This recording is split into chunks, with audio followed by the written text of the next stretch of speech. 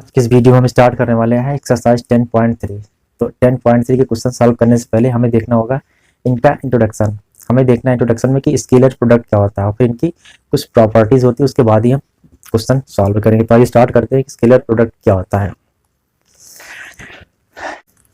देखो, previous classes में हमने पढ़ रखा है कि जो वर्क होता है वो होता है फोर्स इनटू डिस्प्लेसमेंट। फोर्स क्या होता है, वेक्टर क्वांटिटी होती है, और डिस्प्लेसमेंट क्या होता है, वेक्टर क्वांटिटी होती है। जब इन दोनों को मल्टीप्लाई करते हैं तो इससे क्या आता है, वर्क आता है। लेकिन वर्क क्या होता है, स्केलर क्वांटिटी होती है। जब दो वेक्टर क्वांटिटी को मल्टीप्लाई करते हैं, उनके मल्टीप्लीकेशन के बाद अगर जो क्वांटिटी आती है अगर वो स्केलर है तो उनके इनके मल्टीप्लीकेशन को बोलते हैं स्केलर मल्टीप्लीकेशन या डॉट मल्टीप्लीकेशन, या हिंदी में बोलते हैं इसको अदिश गुणनफल। ये था इसका सिंपल सा ओवरव्यू।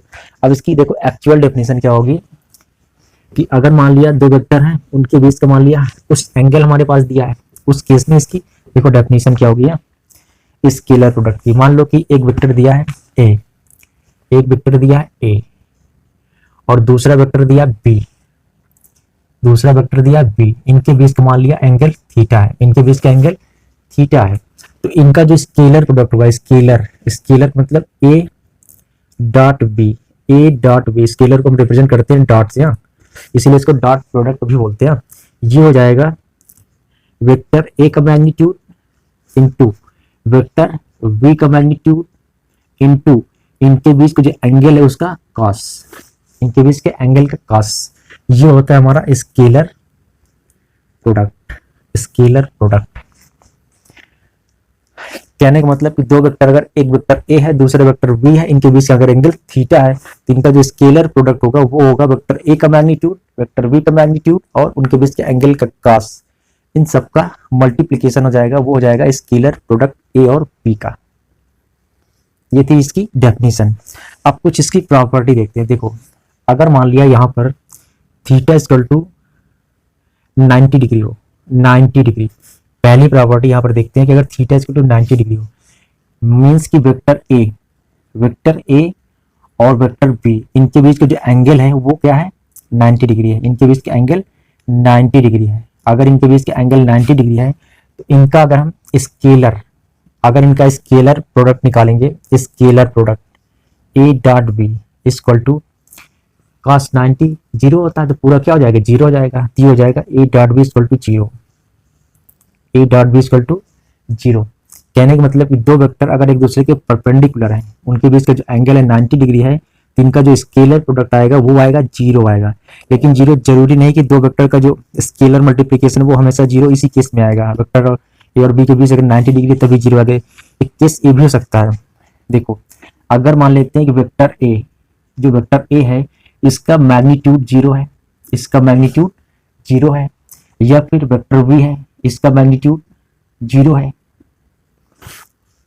वेक्टर ए का मैग्नीट्यूड जीरो है, या फिर वेक्टर बी का मैग्नीट्यूड जीरो है, या फिर इनके बीच का एंगल जीरो है, तब भी हमारा वेक्टर ए डॉट वेक्टर बी क्या आएगा, जीरो ही आएगा। वेक्टर ए डॉट बी जीरो ही आएगा। तो कहने का मतलब कि वेक्टर ए डॉट बी जीरो कितने केस में आ सकता है, या तो वेक्टर ए का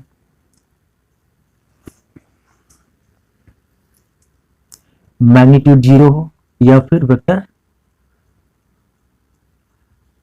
बी का भी मैग्नीट्यूड जीरो हो।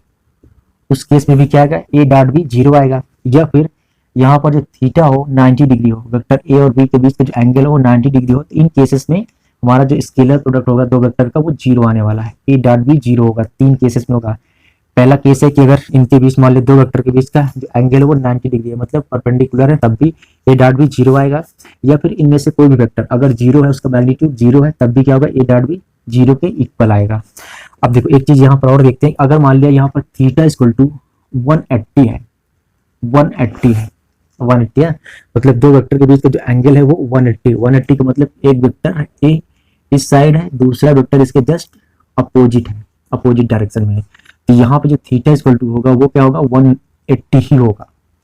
एक वेक्टर ए है, एक वेक्टर बी है, दोनों क्या है, एक दूसरे के अपोजिट है, तो इनके बीच का एंगल क्या होगा, 180। तो इनका जब हम निकालेंगे A dot B scalar product A dot B, तो ये हो जाएगा वेक्टर ए का मैग्नीट्यूड इंटू वेक्टर बी का मैग्नीट्यूड इंटू कॉस 180, ये हो जाएगा A dot B equal to vector ए का मैग्नीट्यूड इंटू वेक्टर बी का मैग्नीट्यूड, और cos 180 का मान होता है -1, तो ये हो जाएगा माइनस, यहाँ पे लग जाएगा माइनस, तो ये हो जाएगा हमारा A dot B equal to हो जाएगा माइनस वेक्टर ए का मैग्नीट्यूड इंटू वेक्टर बी का मैग्नीट्यूड। तो यहाँ पर हमने देख लिया, 2-3 केस देखा कि अगर मान लिया थीटा 90 डिग्री है तब ए डॉट बी 0 होगा, या तो फिर दो में से कोई एक वेक्टर का मैग्नीट्यूड 0 हो या फिर दोनों 0 हो, उस केस में भी ए डॉट बी 0 आने वाला है। लेकिन अगर मान लिया थीटा 180 है, मतलब कि एक वेक्टर इस डायरेक्शन में दूसरा वेक्टर इस डायरेक्शन में है, तो यहाँ पे जो होगा ए डॉट बी होगा वो दोनों वेक्टर के मैग्नीट्यूड के मल्टीप्लिकेशन के नेगेटिव के इक्वल होगा। ये हुआ। अब एक और देखते हैं प्रॉपर्टी, अगर मान लिया, देखो यहां पर देख लेते हैं, दिख रहा है ना, अगली प्रॉपर्टी जो एंगल से रिलेटेड है उसको यहीं पर देखते हैं जिससे समझ में आ जाए।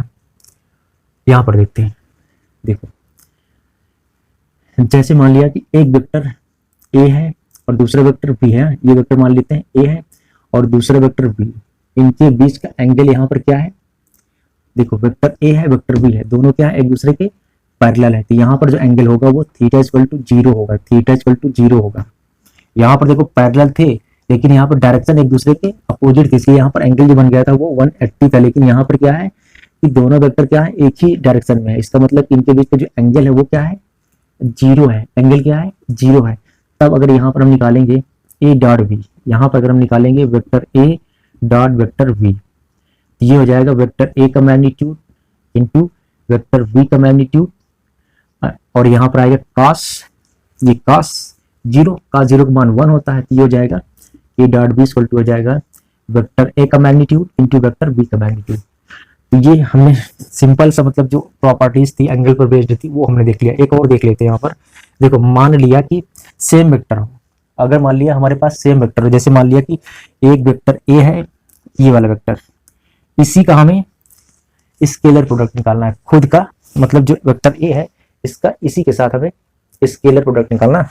तो देखो वेक्टर ए का अगर हम वेक्टर ए के साथ ही निकालेंगे, वेक्टर ए का वेक्टर ए के साथ, ये हो जाएगा वेक्टर ए का मैग्नीट्यूड इंटू वेक्टर ए का मैग्नीट्यूड इंटू यहाँ पर cos हो जाएगा, देखो वेक्टर ए है दूसरा वेक्टर भी वही है, इनके बीच का एंगल हो जाएगा cos, मतलब एंगल हो जाएगा 0, मतलब ये cos 0, ये हो जाएगा वेक्टर ए का मैग्नीट्यूड, वेक्टर ए का मैग्नीट्यूड cos 0 का मान 1 हो जाएगा, तो यहाँ पे जाएगा वेक्टर ए के मैग्नीट्यूड का होल स्क्वायर, मैग्नीट्यूड का होल स्क्वायर।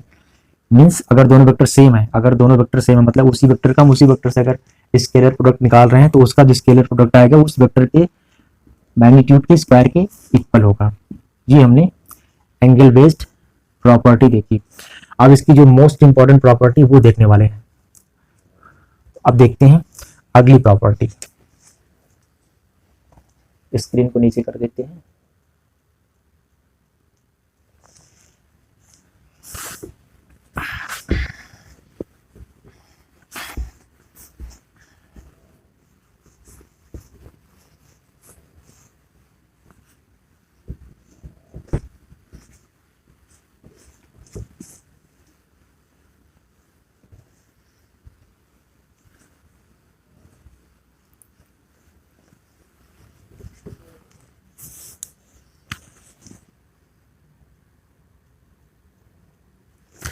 देखो अगली प्रॉपर्टी हमें देखनी है कि हमें ये पता है कि देखो आई कैप एक्स एक्सिस की डायरेक्शन में जो यूनिट वेक्टर होता है वो आई कैप होता है, वाई एक्सिस की डायरेक्शन में जो यूनिट वेक्टर होता है वो जे कैप होता है, और जेड एक्सिस की डायरेक्शन में जो यूनिट वेक्टर होता है वो के कैप होता है, के कैप होता है। ठीक, अगर हम मान लिया निकालना चाहें I dot I, I dot I, I dot I, तो देखो ये क्या होगा, वेक्टर आई कैप का मैग्नीट्यूड, वेक्टर आई कैप का मैग्नीट्यूड, इनके बीच का एंगल क्या होगा, सेम ही वेक्टर है, इसका मतलब यहाँ पर एंगल होने वाला है 0, यहाँ पर आएगा cos 0, ये हो जाएगा इसका मैग्नीट्यूड, क्योंकि यूनिट वेक्टर है मैग्नीट्यूड 1 होगा, इसका 1 ही होने वाला है, और cos 0 का मान 1, ये हो जाएगा 1। कहने का मतलब कि अगर यूनिट वेक्टर है सेम यूनिट वेक्टर को अगर सेम यूनिट वेक्टर के साथ अगर हम स्केलर प्रोडक्ट निकालेंगे तो वो आएगा 1 इक्वल, मतलब यहाँ पर आगे आई कैप डॉट आई कैप, ये हो जाएगा 1। इसी तरह इमेजिन करो जे कैप डॉट जे कैप, ये भी क्या होगा 1 ही होगा। इसी तरह के कैप डॉट के कैप, ये क्या हो जाएगा, ये भी 1 आएगा। ये प्रॉपर्टी हमें याद रखनी है, मतलब आई कैप का आई कैप के साथ स्केलर प्रोडक्ट 1 होगा, जे कैप के साथ 1 होगा, के कैप के साथ 1 ही होने वाला है, मतलब सेम यूनिट वेक्टर होंगे तो उनका जो स्केलर प्रोडक्ट होगा वो 1 आएगा, वो 1 आएगा। लेकिन अगर मान लिया हमने आई का जे के साथ कर दिया, आई का जे के साथ कर दिया स्केलर प्रोडक्ट, तो ये आएगा आई का मैग्नीट्यूड 1 होगा, जे का मैग्नीट्यूड 1 होगा, और इनके बीच का जो एंगल होगा वो 90 डिग्री होगा। देखो यहाँ पर आई है और ये जे है, इनके बीच का एंगल क्या है, 90 डिग्री है। तो यहाँ पर क्या हो जाएगा, cos 90 डिग्री, cos 90 डिग्री का मान होता है 0, इसका मतलब ये हो जाएगा 0, मतलब आई डॉट जे ये हो जाएगा 0 के इक्वल। इसी तरह जैसे आई डॉट जे ये क्या हो गया, 0 हो गया, तो इसी तरह आई डॉट के ये भी क्या हो जाएगा, 0 ही हो जाएगा। इसी तरह अगर हम लिखना चाहें जे डॉट के तो ये भी क्या हो जाएगा, 0 हो जाएगा। तो ये भी हमें याद रखनी है ये वाली प्रॉपर्टी। अगर यूनिट वेक्टर सेम हो गए तो उनका स्केलर प्रोडक्ट 1 के इक्वल आएगा, लेकिन अगर डिफरेंट हो गए तो उनका स्केलर प्रोडक्ट 0 के इक्वल आएगा, ये हमें याद रखना है। अब आगे बढ़ते हैं, एक और प्रॉपर्टी है कम्यूटेटिव लॉ।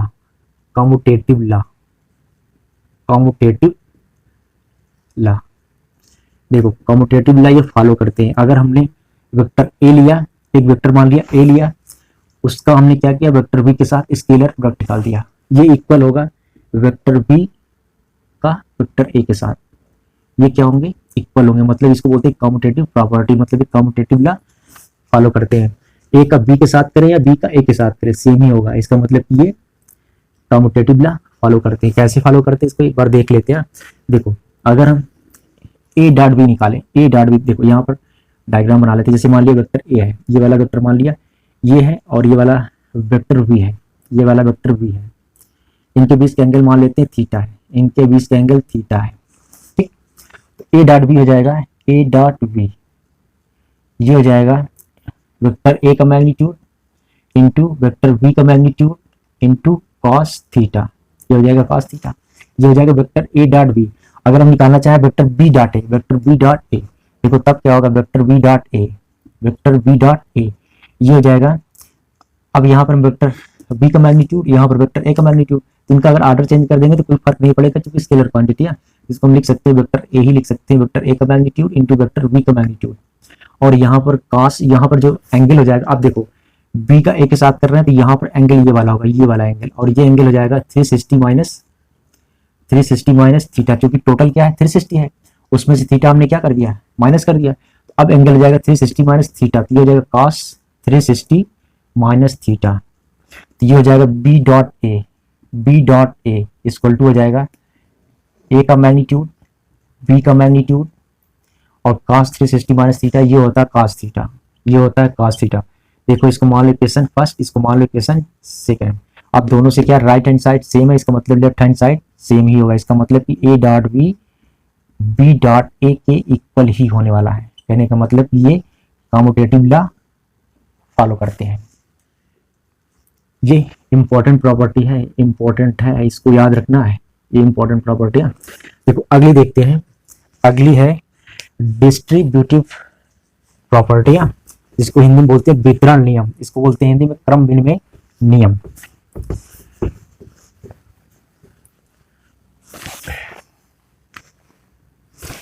देखो जैसे अगर मान लिया हमने ले लिया एक वेक्टर ए और बी प्लस सी, अगर देखा जाए तो ये आता है, यहां पर लिख देते हैं ए डॉट बी प्लस नीचे लिख दे रहे हैं ए डॉट सी, कहने का मतलब कि अगर हम यहाँ पर इसको बोलते हैं डिस्ट्रीब्यूटिव लॉ, मतलब वितरण नियम। तो कहने का मतलब कि जो वेक्टर का जो स्केलर प्रोडक्ट होता है वो वितरण नियम फॉलो करते हैं। कहने का मतलब A dot B plus C, इसको हम लिख सकते हैं A dot B plus A dot C, ये हम लिख सकते हैं, मतलब ये भी ये फॉलो करते हैं। जैसे कम्यूटेटिव लॉ फॉलो करते हैं वैसे ये डिस्ट्रीब्यूटिव लॉ भी फॉलो करते हैं, मतलब वितरण नियम का भी ये फॉलो करते हैं। अब आगे देखते हैं कि एक और प्रॉपर्टी देख लेते हैं। जैसे अगर मान लिया ऐसे लिखा हो वेक्टर ए, इसमें लैम्डा से हमने मल्टीप्लाई कर दिया और फिर डॉट वेक्टर बी, इसको ऐसे भी लिख सकते हैं लैम्डा, और ये मतलब हमने पैरेंथेसिस से इसको बाहर कर दिया, ये हो जाएगा वेक्टर ए डॉट वेक्टर बी, ऐसे भी लिख सकते हैं।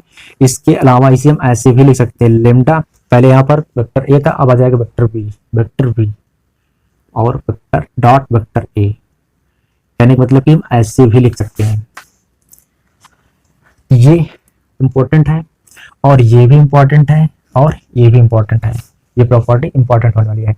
अब अगली प्रॉपर्टी देखते हैं कि अगर मान लिया हमारे पास वेक्टर ए दिया है कंपोनेंट फॉर्म में, कंपोनेंट मतलब कि a1i cap plus b1j cap plus c1k cap, और दूसरा वेक्टर दिया है v, ये दिया है a2i cap plus b2j cap plus c2k cap. अगर इस फॉर्म में दिया है कंपोनेंट फॉर्म में, तो हमें निकालना है इनका स्केलर प्रोडक्ट वेक्टर ए डॉट वेक्टर बी, वेक्टर ए डॉट वेक्टर बी। देखो ये क्या हो जाएगा, वेक्टर ए डॉट बी,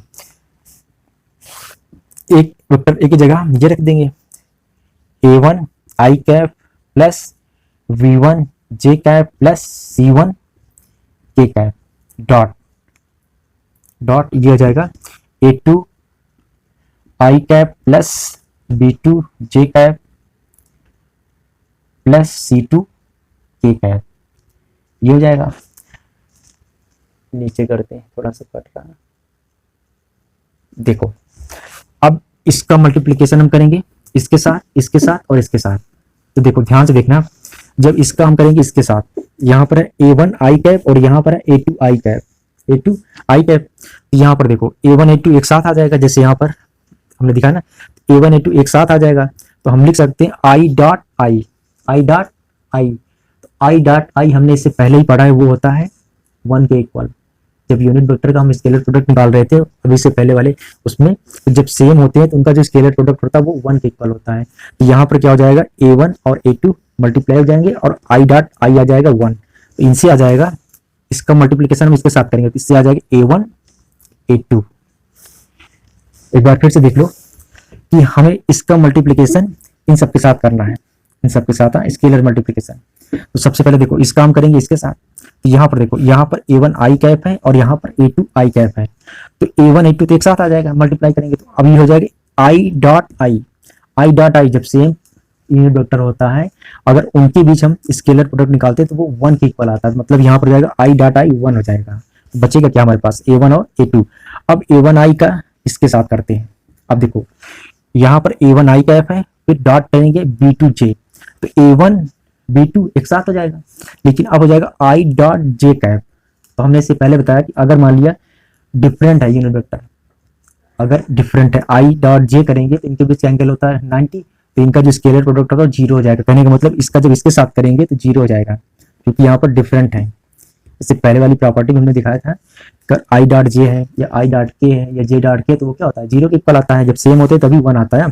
तो जब इसका इसके साथ करेंगे 0 हो जाएगा। इसी तरह जब इसका इसके साथ करेंगे तो यहाँ पर आई कैप और यहाँ पर के कैप है, मतलब यहाँ पर भी डिफरेंट है, इसका मतलब ये भी 0 हो जाएगा।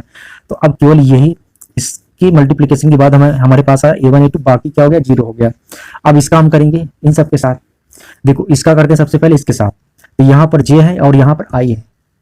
देखो यहाँ पर जे है, यहाँ पर आई है, इसका मतलब डिफरेंट है, तो ये भी क्या हो जाएगा 0 हो जाएगा। इसका जब इसके साथ करेंगे 0 हो जाएगा, ये 0 हो गया। अब इसका करेंगे इसके साथ, तो यहाँ पर जे कैप है और यहाँ पर जे कैप है, तो देखो b1 b2 एक साथ आ जाएगा, प्लस b1 b2 एक साथ आ गया, और जे डॉट जे जब सेम होते हैं तो उनका जो स्केलर प्रोडक्ट होता है वो 1 की इक्वल होता है, इसका मतलब हो जाएगा b1 इंटू b2। अब इसका करेंगे इसके साथ, देखो यहाँ पर जे कैप है, यहाँ पर के कैप है, इसका मतलब ये डिफरेंट है, इसका मतलब ये 0 हो जाएगा। तो इसका जब इसके साथ करेंगे स्केलर प्रोडक्ट तो वो 0 हो जाएगा। अब क्या होगा, अब इसका हम करेंगे इन सबके साथ प्लस यहाँ पर c1 के कैप और यहाँ पर a2 आई कैप है, तो देखो यहाँ पर के कैप और यहाँ पर आई कैप है, मतलब डिफरेंट है, इसका मतलब इनका स्केलर प्रोडक्ट 0 हो जाएगा। तो इसका जब इसके साथ करेंगे तो 0 हो जाएगा, कोई फर्क नहीं पड़ेगा। अब इसका इसके साथ करेंगे तो यहाँ पर भी क्या के कैप और यहाँ पर जे कैप, मतलब डिफरेंट है, इसका मतलब ये भी 0 हो जाएगा। अब इसका करेंगे इसके साथ, यहाँ पर के कैप और यहाँ पर के कैप है, तो ये हो जाएगा c1 c2 और के कैप का के कैप के साथ स्केलर प्रोडक्ट 1 आएगा, तो ये हो जाएगा c1 c2। ये इंपॉर्टेंट है, हमें याद रखना है कि जब कंपोनेंट फॉर्म में दिया होगा दो वेक्टर, तो उनका जो स्केलर प्रोडक्ट होगा वो उनके आई, जो आई का कंपोनेंट है, आई का कंपोनेंट उनको मल्टीप्लाई करेंगे, फिर प्लस जे के जो कंपोनेंट है उनको मल्टीप्लाई करेंगे, प्लस फिर के कंपोनेंट उनको मल्टीप्लाई कर देंगे। इस तरह हम जब वेक्टर कंपोनेंट फॉर्म में दिए होंगे तो उनका स्केलर प्रोडक्ट हम ऐसे निकालेंगे इस वाले फार्मूले से।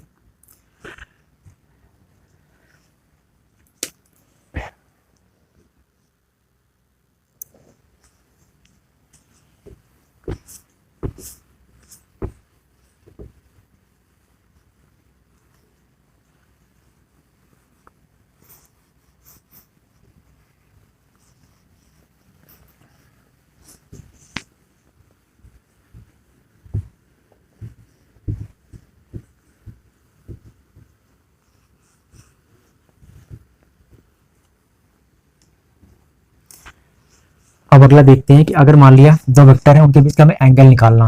दो वेक्टर दिया है, एक वेक्टर ए दिया है और एक वेक्टर बी दिया है। इनके बीच का अगर हमें एंगल निकालना हो, मान लेते हैं एंगल थीटा है, मान लेते हैं इनके बीच का एंगल थीटा है, तो जो स्केलर प्रोडक्ट होता है वो होता है A dot B. A dot B equal to होता है वेक्टर ए का मैग्नीट्यूड इंटू वेक्टर बी का magnitude into cos theta. Cos theta तो ये हो जाएगा कॉस थीटा इक्वल टू हो जाएगा वेक्टर ए dot vector B upon vector ए का मैग्नीट्यूड इंटू वेक्टर बी का मैग्नीट्यूड। इस फार्मूले से हम निकालेंगे दो वेक्टर के बीच का एंगल। इस देखो अब हम देखते हैं projection of vector on line क्या होता है। सपोज एक लाइन निकल है, इसकी डायरेक्शन में यूनिट वेक्टर पी कैप दिया है। अब मान लेते हैं थीटा एंगल बनाते हुए वेक्टर ओपी है, वेक्टर ओपी, इसका प्रोजेक्शन हमें निकालना इस लाइन के ऊपर है। देखो इसके लिए हम क्या करेंगे, यहाँ से एक परपेंडिकुलर लाइन ड्रा करेंगे। मान लीजिए ये लाइन इसको क्यू पॉइंट पर कट कर रही है, तो जो ये लेंथ होगी, ये length O Q length, O Q length ये हो जाएगा इस वेक्टर का इस लाइन के ऊपर प्रोजेक्शन। लेकिन अगर हम वेक्टर ओ क्यू निकालेंगे, वेक्टर ओ क्यू, ये हो जाएगा इस वेक्टर का इस लाइन के ऊपर प्रोजेक्शन वेक्टर, प्रोजेक्शन वेक्टर। तो सबसे पहले हम निकालेंगे प्रोजेक्शन वेक्टर और उसके बाद उसका मैग्नीट्यूड निकालेंगे जिससे आ जाएगा प्रोजेक्शन। तो देखो अब देखो इस वाले रेक्टेंगल की बात करते हैं ओ पी क्यू में। अगर यहाँ पर हम अप्लाई करें cos theta, cos theta equal to लिख सकते हैं वेक्टर ओ क्यू का मैग्नीट्यूड अपॉन वेक्टर ए का मैग्नीट्यूड, मतलब वेक्टर ओ पी जो दिया ए इसका मैग्नीट्यूड। तो यहाँ पे लिख सकते हैं ओ क्यू का, वेक्टर ओ क्यू का मैग्नीट्यूड अपॉन वेक्टर ए का मैग्नीट्यूड, वेक्टर ए का मैग्नीट्यूड ये हम लिख सकते हैं।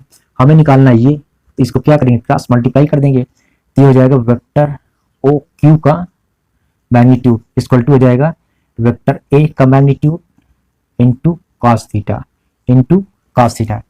अगर हमें निकालना हो vector O Q, vector O Q, तो इस डायरेक्शन में हम अगर यूनिट वेक्टर से मल्टीप्लाई कर दें, यूनिट वेक्टर से मल्टीप्लाई कर दें जो कि दिया पी कैप, पी कैप, तो ये चेंज हो जाएगा हमारा वेक्टर ओ क्यू में। तो हम क्या करेंगे, यूनिट वेक्टर से मल्टीप्लाई कर। अब इस चीज को हम यहाँ देखते हैं, वेक्टर ओ क्यू का मैग्नीट्यूड ये हो जाएगा वेक्टर ए का मैग्नीट्यूड इनटू कॉस थीटा।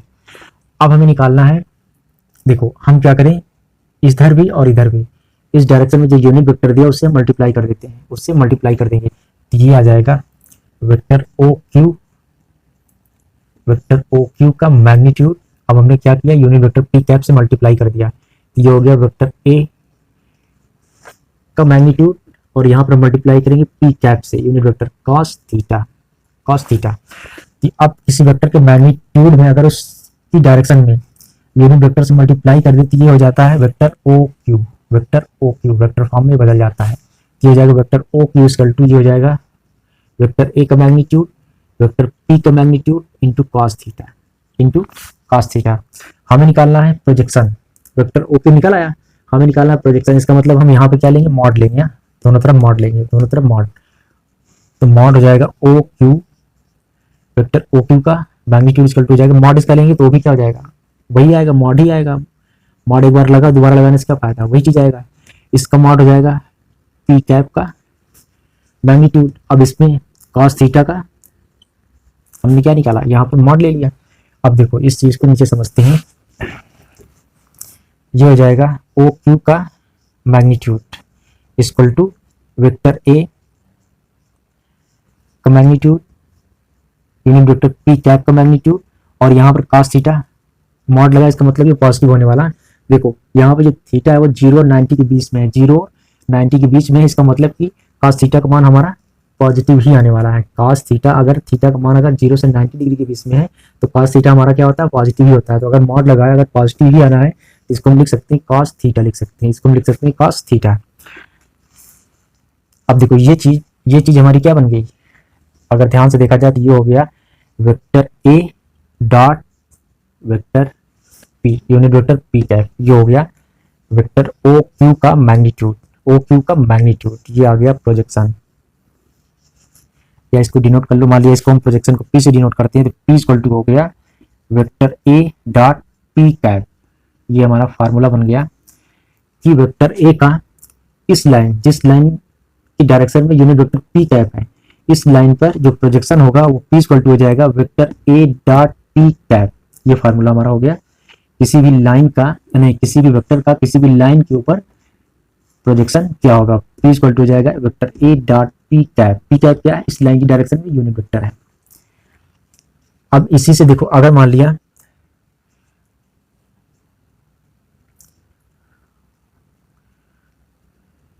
देखो अगला यहीं पे देख लेते हैं, अगर मान लिया ये लाइन की बजाय अगर वेक्टर ए दिया हो, वेक्टर ए, मान लिया लाइन की बजाय वेक्टर बी दिया हो, वेक्टर बी दिया हो और वेक्टर ए दिया है, वेक्टर ए दिया है, इनके बीच का एंगल मान लिया थीटा है, इनके बीच का एंगल थीटा। अगर कहा जाए कि वेक्टर ए का प्रोजेक्शन निकालना है वेक्टर बी पर, वेक्टर बी पर, तो सेम टू सेम यही फार्मूला लगेगा, जिसकी डायरेक्शन में निकालना होता है उसका हम क्या लेते हैं, यूनिट वेक्टर लेते हैं। फार्मूला हमारा ये वाला बन जाएगा इसके लिए, इस वाले केस के लिए, इस वाले केस के लिए।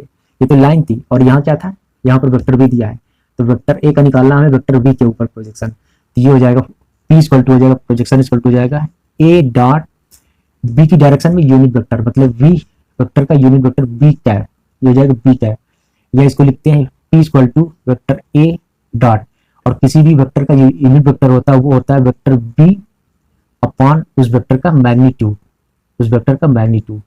तो चाहे इस फार्मूले से निकालें या फिर चाहे इस फार्मूले से। देखो इस फार्मूले से क्या है, अगर किसी वेक्टर ए का एक लाइन एल जिसकी डायरेक्शन में यूनिट वेक्टर पी दिया है, तो इस लाइन पर अगर हमें प्रोजेक्शन इसका निकालना है तो ये फार्मूला होगा vector A dot vector P cap, vector P cap. अगर मान लिया वेक्टर ए का प्रोजेक्शन निकालना है वेक्टर बी पर, वेक्टर बी पर, ये फार्मूला हो जाएगा पी इक्वल टू हो जाएगा वेक्टर ए डॉट वेक्टर बी का यूनिट वेक्टर, या फिर यूनिट वेक्टर इक्वल टू होता है वेक्टर बी अपॉन उसका मैग्नीट्यूड क्या करते हैं, डिवाइड कर देते हैं। इस फार्मूले से हम किसी भी वेक्टर का किसी एक वेक्टर के ऊपर प्रोजेक्शन निकालेंगे, इससे निकालेंगे या फिर इससे निकालते हैं। तो ये था हमारा projection of vector on a line.